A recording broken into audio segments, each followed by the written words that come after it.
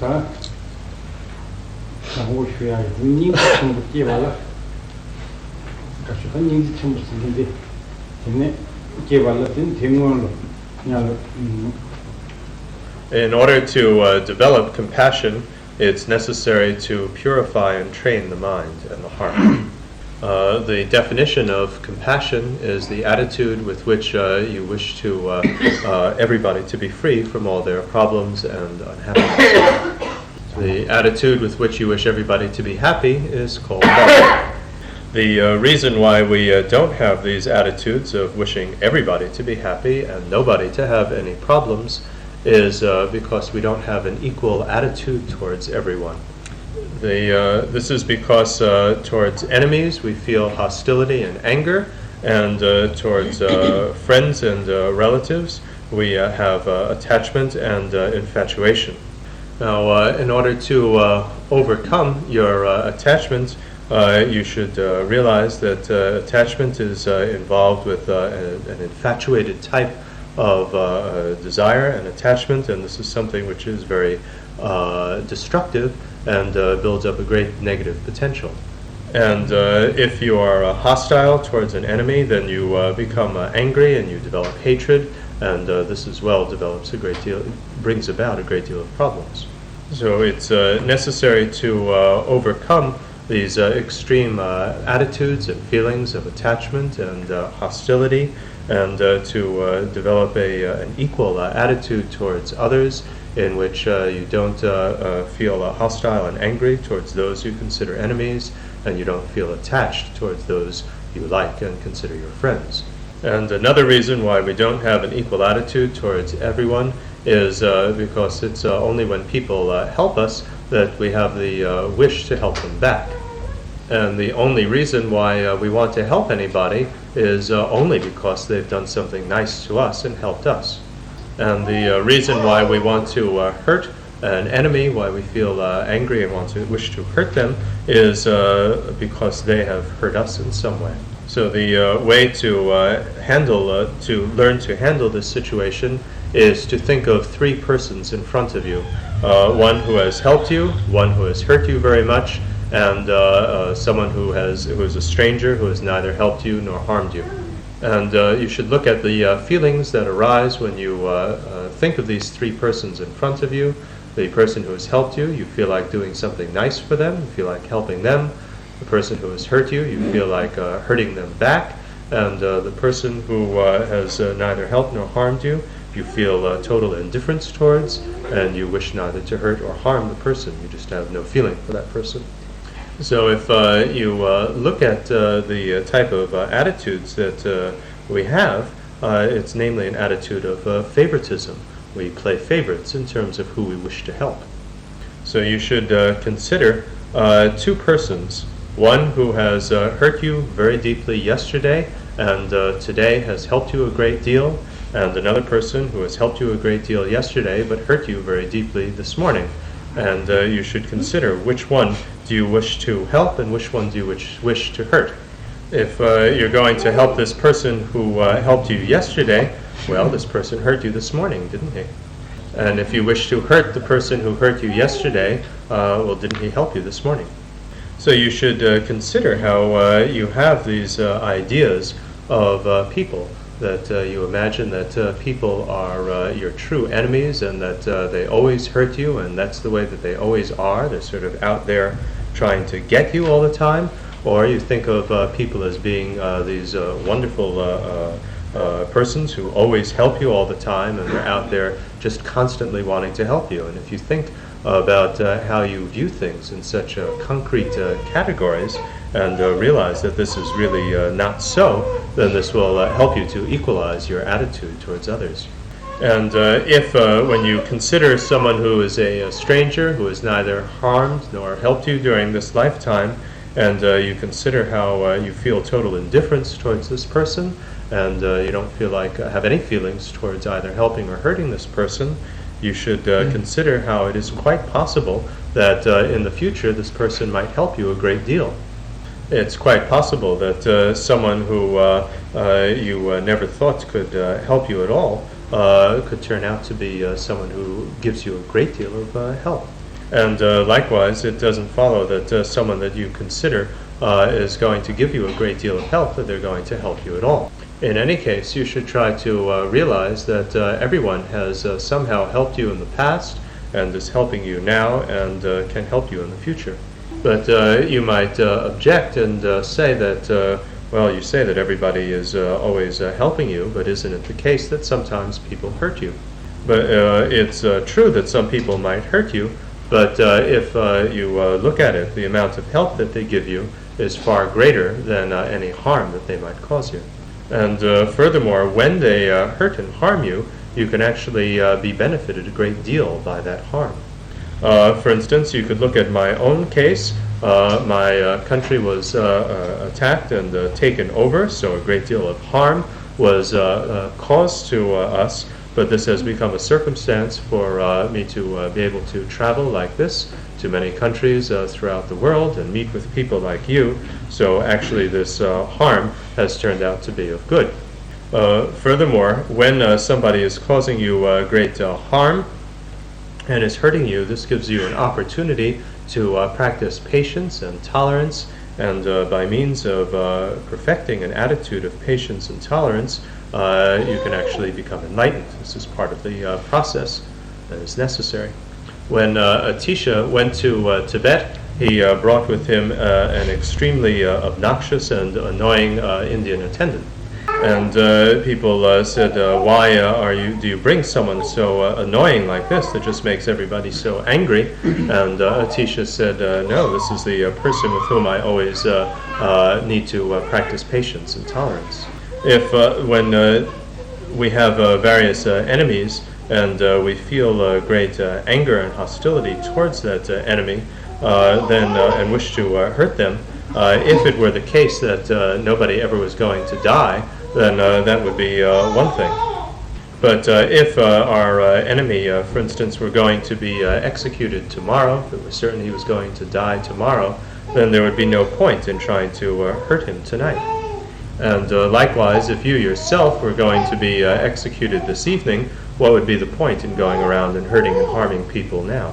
So there are many things to think about. Another point is to think if there were 10 hungry persons who came to your door, all of them would have an equal right to be fed. All of them are equally hungry.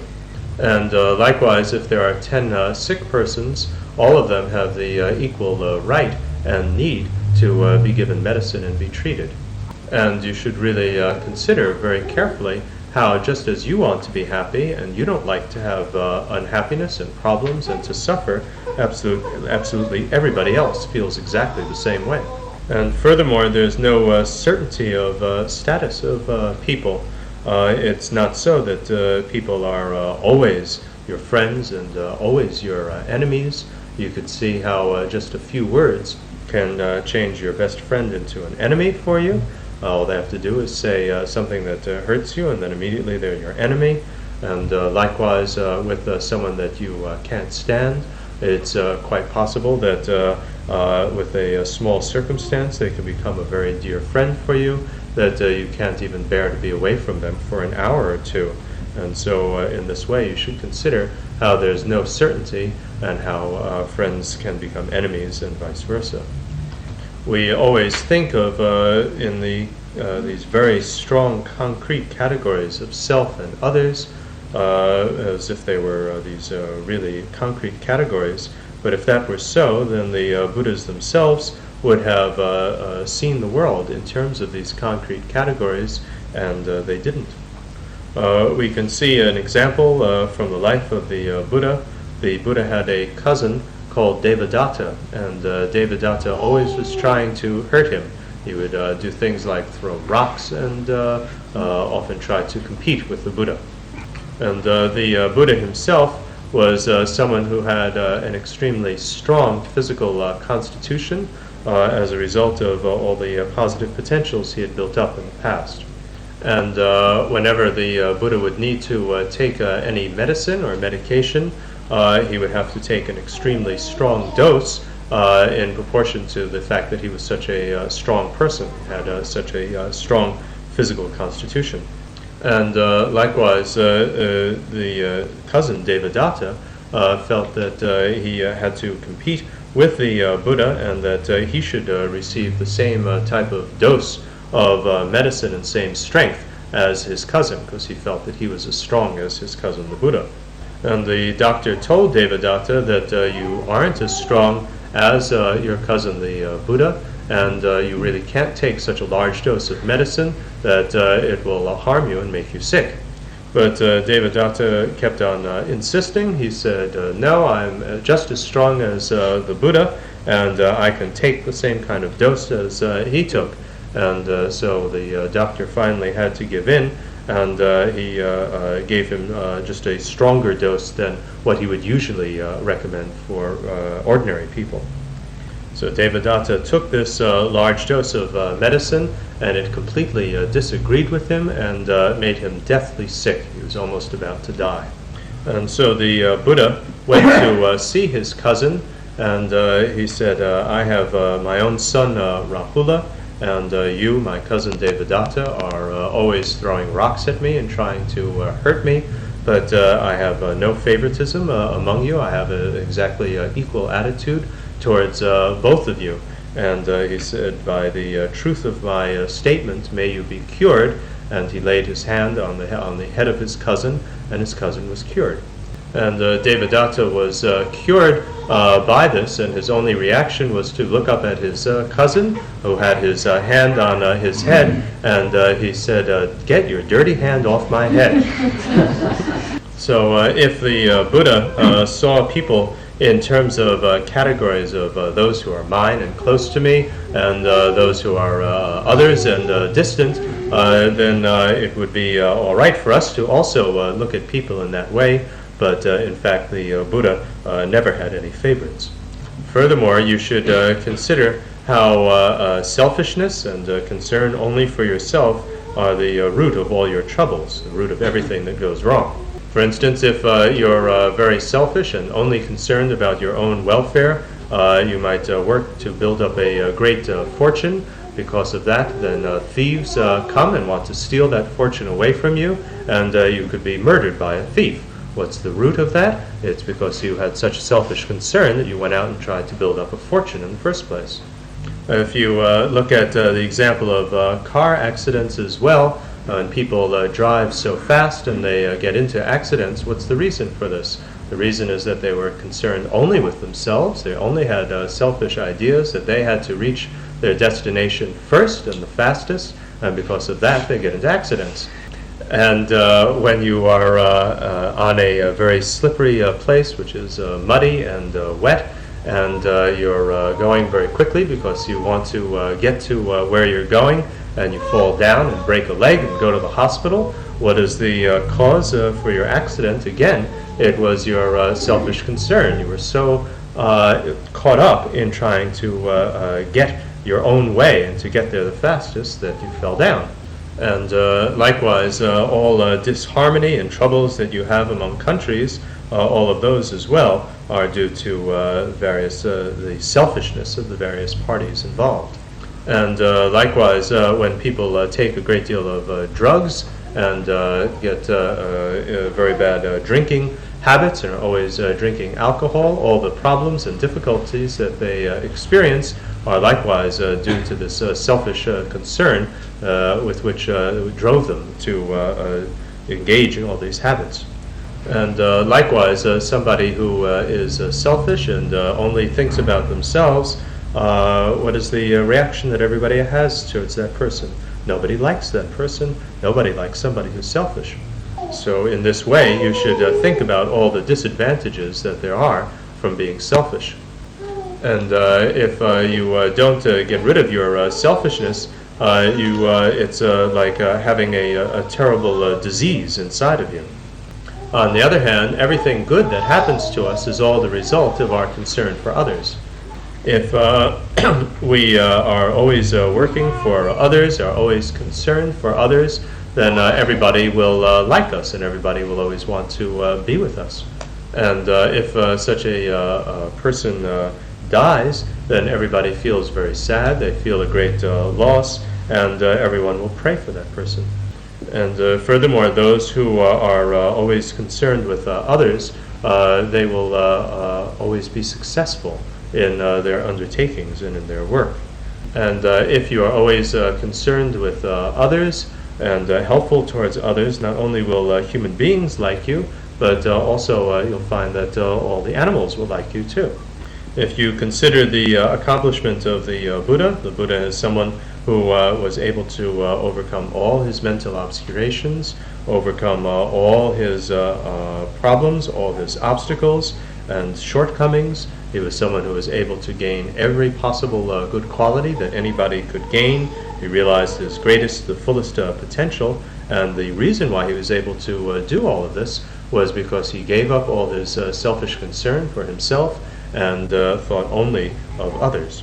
And when you are always thinking of benefiting others and your concern is always with others, then others will be happy with you that you're working for them, and they won't feel unhappy that you don't care about them. But if you sit and always are thinking only about yourself and only for things to work out well for yourself, then when things go well for somebody else, it makes you unhappy.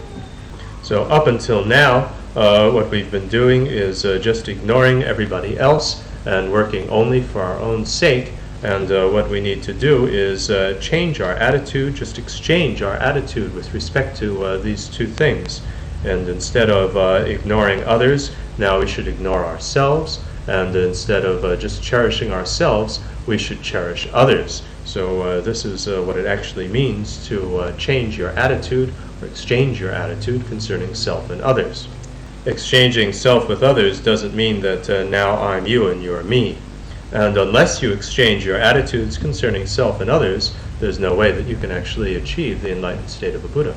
So if you build up these thoughts as beneficial habits of your mind, if you meditate upon them, then on that basis you'll be able to develop compassion without difficulty. Furthermore, you should consider how no one has been kinder to us than all other beings with limited minds. You should consider, for instance, how in some countries people like to eat honey, and where does this honey come from? How is it made?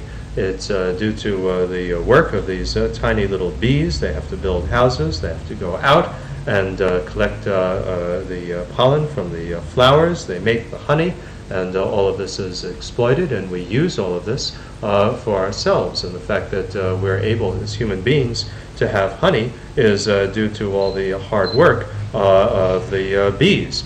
They do all the work and we enjoy it, so they're very kind to us. And likewise, you should think about where your milk and meat come from. They all come from the kindness of limited beings, beings with very limited minds. So thinking in this way about the kindness of others, we should feel gratitude and feel that we should try to repay that kindness, and we can repay that kindness through spiritual practice. And if you think about all the kindness of others, then you'll develop an attitude of cherishing others. Just as when you have something very precious, you cherish it and take very good care of it. Likewise, you'll develop the attitude towards others with which you cherish them, wish to take care of them, and you would feel very sad if anything ever went wrong with them.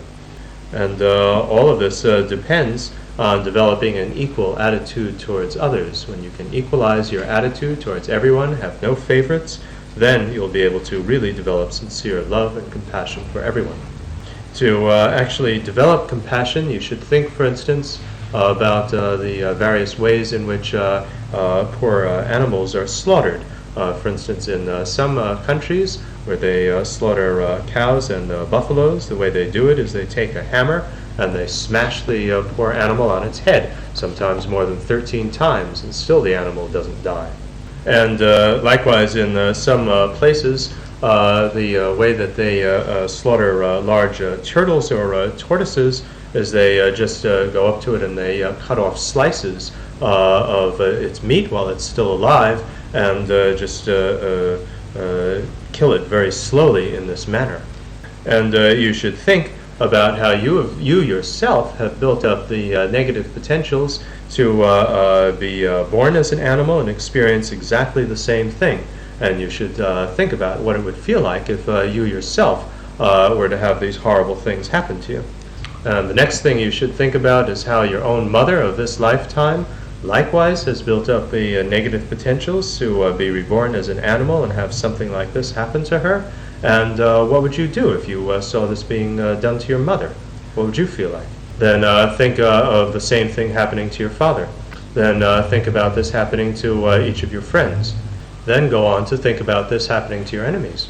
Then think of it just in terms of all living creatures in general. If you think in this way, through this process, then you will develop a very sincere state of compassion with which you wish everybody to be free from all suffering and problems.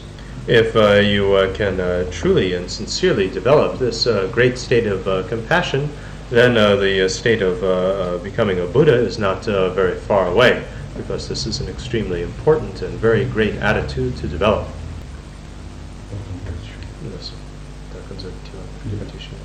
So we'll end the lecture for this evening, and now I invite questions. She says it's sometimes a problem for her if people react a long time very negatively towards her, to still have this feeling of love and kindness toward this person, and sometimes she has the feeling now she has to be hard against this person. It can't go on like this. So she just asks how to deal with that situation. You shouldn't feel badly about this, because all these attitudes that I've been discussing for developing compassion are things that you can't develop just all at once. You have to actually clean out your heart and your mind and develop and train yourself to have these attitudes with a very long and continuing practice.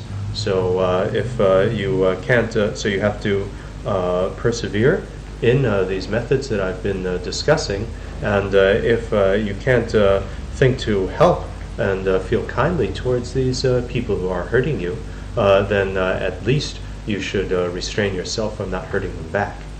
If you practice, you'll be able to gain any ability and talent. Abilities don't come without practice. You have to practice and train yourself. If you look at some people, they practice by hitting their hand against pieces of wood and bricks, and eventually they're able to smash their hand through a wall without feeling any pain. And this is something that you can't just do all at once, just go up to a wall and hit it, but you have to practice and train over a long period of time.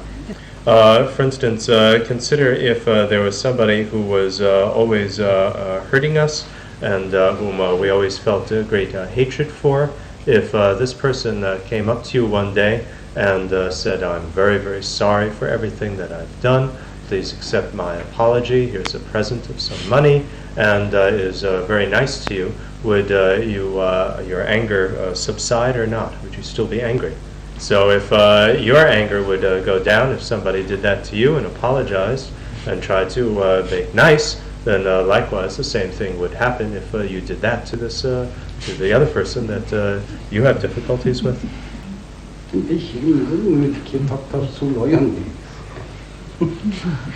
And if they won't accept your apology, you can take your money back.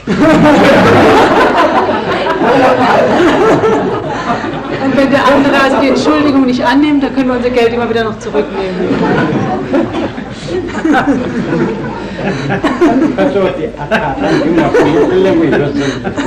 And the other person then will feel very sorry that he didn't accept your apology and take money. Die andere Person, der wird es dann sehr leid tun und sie wird es sehr bereuen, dass sie die Entschuldigung nicht angenommen hat. And that person will look out of the window and try to see where you went. Und die Person wird dann zum Fenster rausgucken und schauen, wo du hingegangen bist.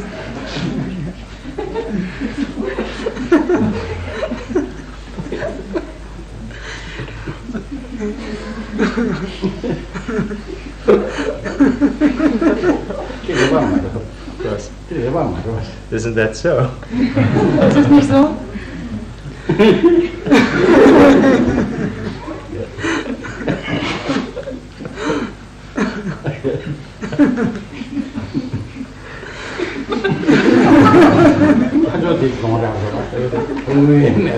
The other person really lost his chance. He didn't get any money. Der andere hat also seine Chance verpasst, Geld zu bekommen.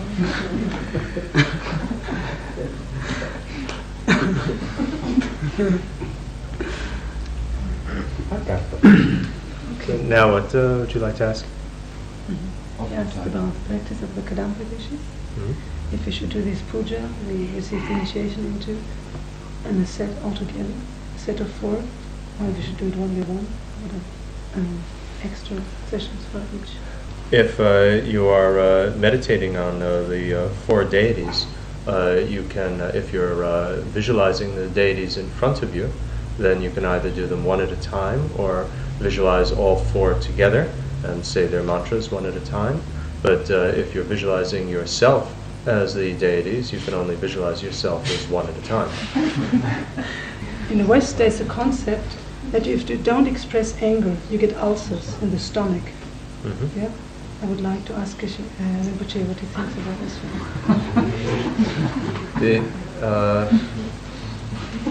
Shigogi samlo dana, kana di control di nana di sagi tende shana, then di control di tone di kecha mashena, then di nata dangere.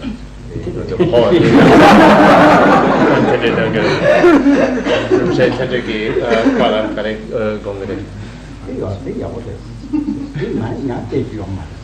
I agree that it's not good to keep anger inside, that it is proper to express it, but you have to be very careful and skilled in choosing the proper time to express your grievance. You should never talk or say anything when you're in a fit of anger. Did I say that much first? You have to, first of all, try to calm down yourself. So it's very good when you're in a fit of anger and feeling very bad to go for a walk or go and spend some pleasant time with friends. And then when you're calmed down, likewise you should see the situation of the other person and not speak to them when they're likewise in a fit of rage, but also wait until they're calm. And you also have to examine honestly who is wrong. If you yourself were wrong, then you should be brave enough to be able to admit it. But if it was something that the other person did which was wrong, then when the situation is proper, then you should explain very carefully and skillfully that I did like this and you did like this and that was perhaps incorrect, and discuss it in a calm situation. But you should never get into this type of discussion when you or the other person are both in a fit of rage and very angry.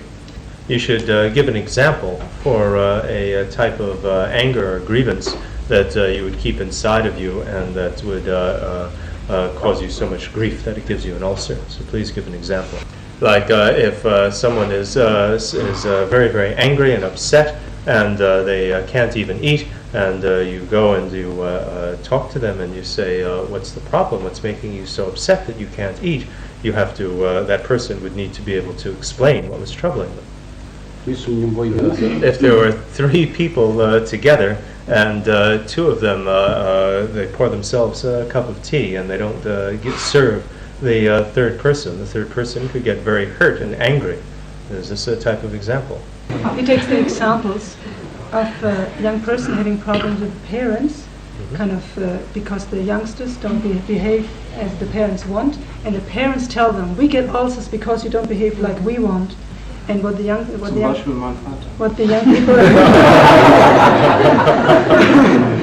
the question is, what should the young people do in such a situation? Should they just leave their parents' house? Should they kind of quit the relation, or what should they do? What is it that you're doing that annoys your father? Was tust du, was dein Vater ärgert? Was ich tue, was mein Vater nicht will. Yeah.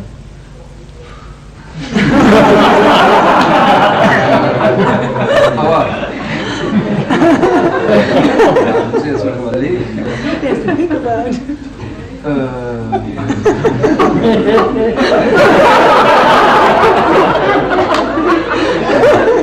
Zum Beispiel, wenn es um Arbeit geht, wenn es um Geld verdienen geht. But his father doesn't like. Your father doesn't like you to go to teachings of lamas. Sometimes. Sometimes he doesn't.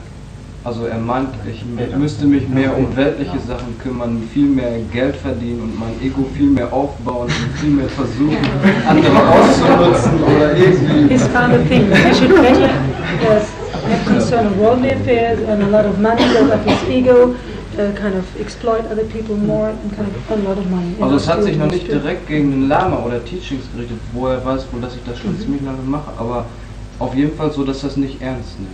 It's not that he said you shouldn't go to this lama or so, but it's kind of more general. He doesn't take it serious what he's doing. Tiene 그런 텐데 마치네 이 바라 컨트롤사거든. 아니. Ich weiß jetzt nicht, ob das ein Beispiel dafür war. Also, aber er meint auf jeden Fall, dass er ein Magengeschwür hat. Das steht auf jeden Fall auf. What would be wrong if you tried to do both?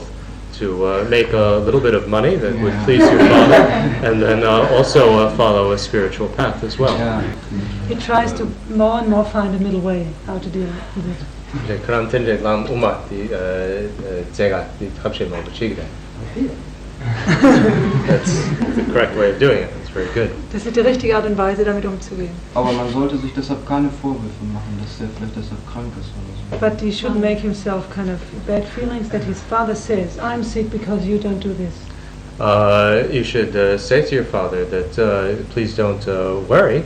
You shouldn't feel sick or like that because I am doing what you asked me to do, and in that way you do some work.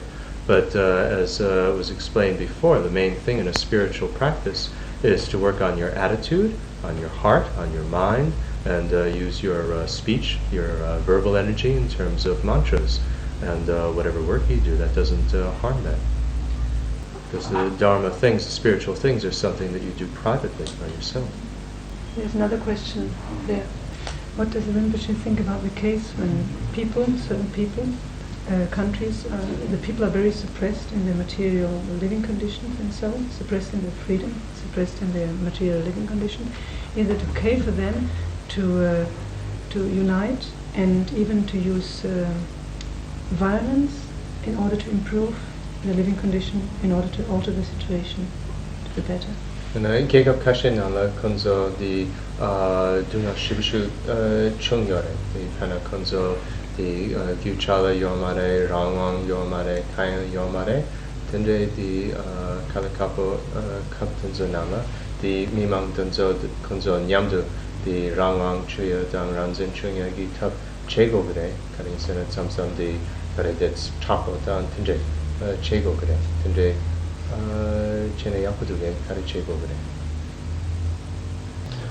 if your aim is to get rid of the suffering and difficulties for everybody, then it is permitted to use whatever means are necessary. But if it's only for yourself to get ahead, then that wouldn't be proper. The example was given before, you should relate it to that, the example where the Buddha himself killed someone who, the Buddha in a previous lifetime, killed someone who was going to kill 500 merchants in a boat. And the Buddha was killed this person himself to prevent all this harm happening and took on the negative consequences himself. So if you have that type of bravery and courage to do something like that to help everybody and accept the consequences yourself, then that's okay. Is there any other questions? Gibt es noch eine Frage?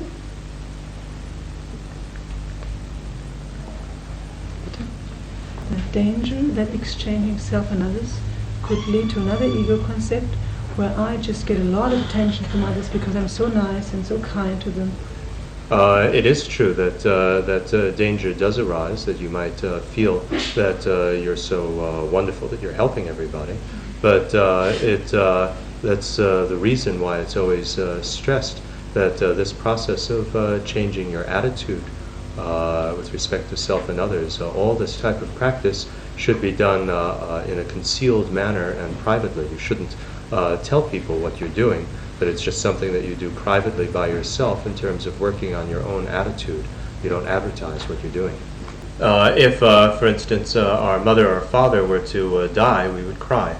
And likewise, if a moth flies into the flame of a candle and dies, if you were to cry in that situation as well, that would be all right. That would be good.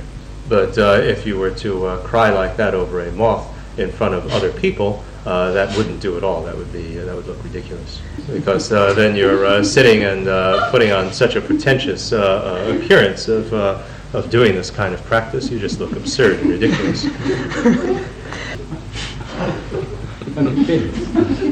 This is an example. Das ist nur ein Beispiel.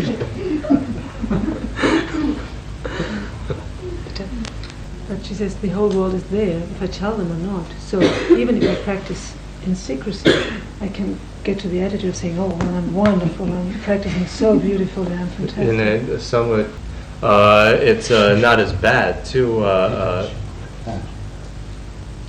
It's not as bad to feel that way in private. That when you go around and tell people how wonderful you are, that's something which is much worse. But to just feel like that by yourself when you're alone is something that is you just contain that within yourself, so it wouldn't be as negative. And also because there's no other people around you to feed that, then it doesn't get so great. That's why it's very important to start off in terms of trying to get rid of your obsession with things for this lifetime.